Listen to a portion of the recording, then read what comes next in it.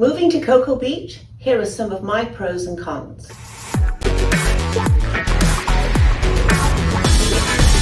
Welcome to my YouTube channel. Hello, my name is Sandy and I'm a realtor with Remax Aerospace located in Cocoa Beach, Florida, in the county of Brevard. It is also known as the Space Coast. For those who don't know, we are the home of Kennedy Space Center, and we have the Kennedy Space Center in Cape Canaveral, and then we have the launch pad.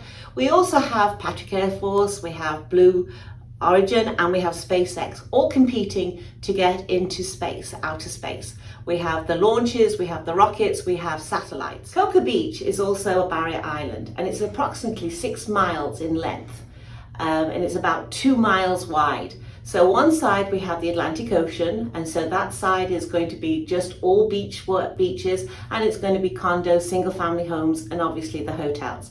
On the other side we have the Banana River, and that meanders through the community, through all the canals. And so many houses will actually have waterfront views. So I'm going to talk to you about the pros and cons of living in Cocoa Beach. With many areas, there are pros and cons. So let's start with the weather. This can be a pro or a con depending on you. As you can tell, I'm from England, so I love the heat.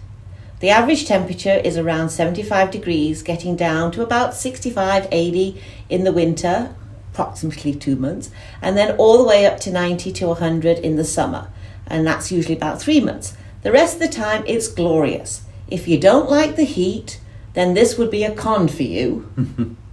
Other pros are there are no state taxes on your paycheck. This is like getting a huge pay raise when you come from another state. Another one is affordable housing. The average prices in Florida are around $297,000, and in Cocoa Beach they tend to be a little bit higher, around $302,000. Compared to areas up north like New York and New Jersey, Canada, and California on the West Coast, this is a huge savings for you.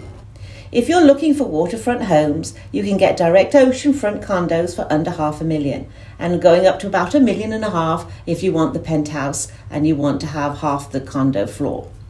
Then we have the canal front homes for around $450,000, up to $1 million, depending where on the canal the house is located and if it's on direct river.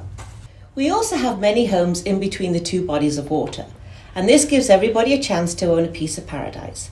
If you are a first-time home owner, we even give a $10,000 assist program to get you started. Other housing benefits for residents 6 months and a day is our homestead exemption program. This gives everyone an exemption for the first $50,000 of their property taxes. Plus we have an additional savings if you are blind or a widow or disabled. Veterans, if you're 100% disabled, you don't pay property tax at all, except for the filing fee, which is about $68 now. But we don't stop there in Florida.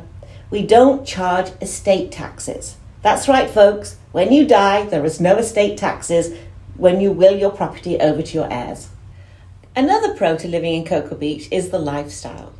Close to an international airport, which is obviously very important for people like me. We have our ports for the cruises, so you can go to all the different Caribbean islands. We have local wildlife. We have dolphins, manatees, birds, reptiles, outdoor dining, golf all year long, surfing, swimming.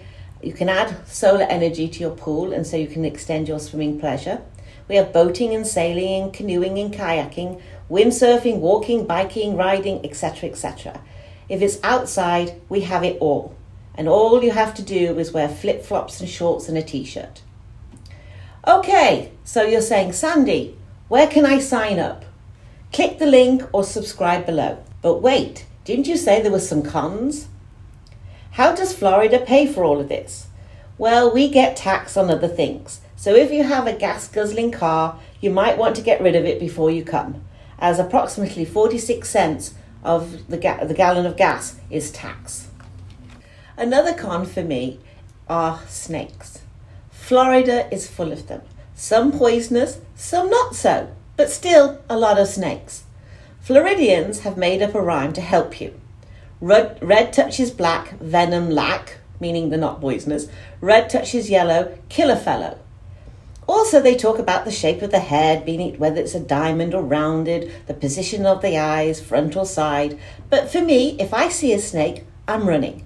I'm not going to get close enough to see the colours, the rings, the stripes, etc. The exception to this would be the all-black racer snake. It lives in your garden and eats mosquitoes and aerates the soil. You can't mistake it, obviously, because it's all black, but still I'm not happy about it. The next thing that we have to talk about are the bugs. We have a lot of bugs in Florida. We have mosquitoes, and people comment that the breeze from the ocean pushes them to the mainland. I'm here to tell you that's not really true. I get bitten all the time, so much so that I have 2 zappers in my garden, plus a garlic barrier spray that you use every 3 months by attaching it to your water hose, spraying it into your plants and bushes, and it comes down eventually with the rain. Bad side to it is it does smell of garlic in your yard for a couple of days. Other bugs are cockroaches. Some people call them German cockroaches, I'm not quite sure why, and palmetto beetles, large looking roaches. Keep your house clean and throw out boxes as soon as possible because they like the glue. Fire ants are in your lawn, so once you have your lawn treated, they don't bother you, they leave you alone. Then we have the annoying love bugs. They're harmless, they fly around in twos for about 2 weeks in the spring and again in the fall. If they get squished on your car, wash it very quickly because it destroys your paintwork. Now for traffic. People talk about the traffic in Florida and Cocoa Beach. I came from Washington, DC, and we have the Beltway, and to me, traffic is not an issue. Well, the only time that we get more than a few cars on the road is when we have the snowbirds, and they come sort of January, February, March, whether we have a big rocket launch or whether we have a musical festival, etc. But really, to me, we don't really have a traffic problem. Okay, now for the big one. The biggest con in Florida are the hurricanes. The hurricane season starts around June 1st and stays around until November 30. It doesn't happen every year, as we have not really had a hurricane land in Cocoa Beach since Carter. We have some serious tropical storms, hurricane-force gales, and in the past few years, we've had very little seen here. And part of the reason is that Cocoa Beach has a step out into the ocean. So when the hurricane comes, the water is huge amounts of water. But the last couple of hurricanes we've had, Irma and Matthew, they've arrived in the early hours of the morning at low tide. So when all the water comes into Cocoa Beach, it hits the step and it slows down. Therefore, the excess water just goes up onto the beach. We do have, obviously, the high winds that follow, and we have power lines fall, and we have people with their corrugated carports lose their roofs, etc. But I like to think that the very intelligent people in the space program and NASA choose to build their multi-billion-dollar facility here in the Space Coast because they know a thing or two about hurricanes and tropical storms. So really, you just have to be prepared and evacuate when the authorities tell you to. So if I haven't turned you off from moving to Cocoa Beach, then you can contact me, text me, email me, send a message down below in the comment section, subscribe to my channel.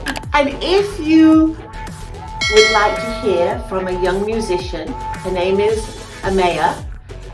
She sings about Florida, her hometown, and most of it is based in Cocoa Beach and Merritt Island, and it is a little bit of fun, just talking about and singing about Florida, my hometown. It's a little piece of paradise. Thank you for watching my YouTube channel. See you soon.